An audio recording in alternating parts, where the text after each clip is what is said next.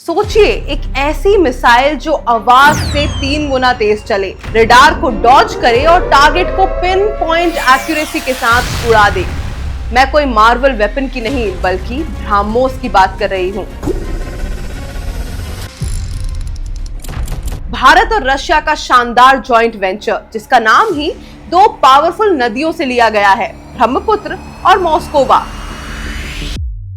शुरू में इस मिसाइल की रेंज रखी गई थी सिर्फ 290 किलोमीटर, क्योंकि इंडिया तब तक MTCR missile technology control regime का मेंबर नहीं हुआ करता था। लेकिन जैसे ही 2016 में इंडिया ने MTCR ज्वाइन किया, ब्रह्मोस ने तो भाई अपने पंख खोल दिए।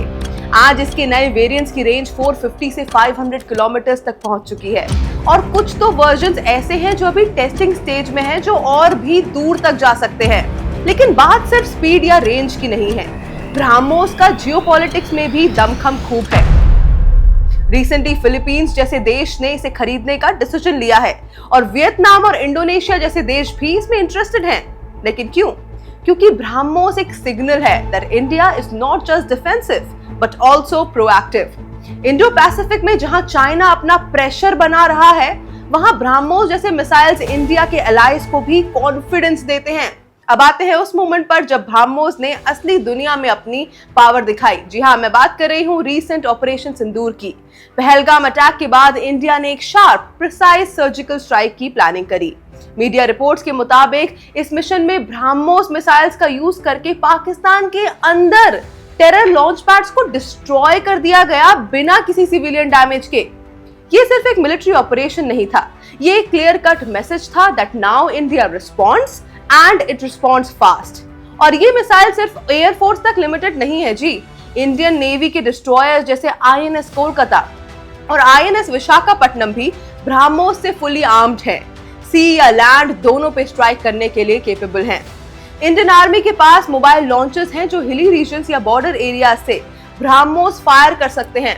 और इंडियन एयरफोर्स के deadly Su-30 MKI fighter jets BrahMos air launched versions ले जा सकते हैं, जिसकी रीच कंबाइन करने पर 1500 किलोमीटर हो जाती है, जो कि किसी भी एनिमी को टेंशन देने के लिए काफी है। लेकिन इसका फ्यूचर क्या है? देखिए, फ्यूचर सिंपल है, हाइपरसोनिक स्पीड। अब ब्रह्मोस 2 डेवलप हो रहा है जो मैक 6 या 7 की स्पीड से चलेगा। जब लॉन्च होगा, भारत बनेगा उन गिने चुने देशों में से एक जिनके पास हाइपरसोनिक मिसाइल टेक्नोलॉजी होगी। दुनिया भर में जितने डिफेंस एक्सपर्ट्स हैं, सबकी नजर इस प्रोजेक्ट पर अटकी हुई है। तो ये कहना गलत नहीं होगा कि ब्रह्मोस सिर्फ एक मिसाइल नहीं, एक स्ट्रैटेजिक डिक्लेरेशन है। इंडिया का मैसेज काफी क्लियर है कि हम शांति चाहते हैं, लेकिन अगर हमसे कोई टकराएगा तो जी हमारे पास भी ब्रह्मोस है, फास्ट, फियर्स और फेल प्रूफ। अब सवाल ये उठता है, स्टूडेंट्स या डिफेंस एस्पिरेंट्स के लिए ब्रह्मोस मिसाइल के बारे में जानना आखिर इतना इंपॉर्टेंट क्यों है? तो जवाब सिंपल है। अगर आप CDS, CAPF, FCAT, SSB या किसी भी मिलिट्री एग्जाम की तैयारी कर रहे हो, तो आपको सिर्फ फिजिकल फिटनेस नहीं बल्कि भारत की स्ट्रैटेजिक स्ट्रेंथ के बारे में भी नॉलेज होनी चाहिए। BrahMos is not just a missile, it's a symbol of India's technological edge, military preparedness and also global standing. आपके इंटरव्यूज या ग्रुप डिस्कशन में आपसे पूछा जा सकता है कि आप इंडिया की डेटरेंस कैपेबिलिटी क्या है, या आप ऑपरेशन सिंदूर के बारे में कितना जानते हैं, उसकी सिग्निफिकेंस क्या थी।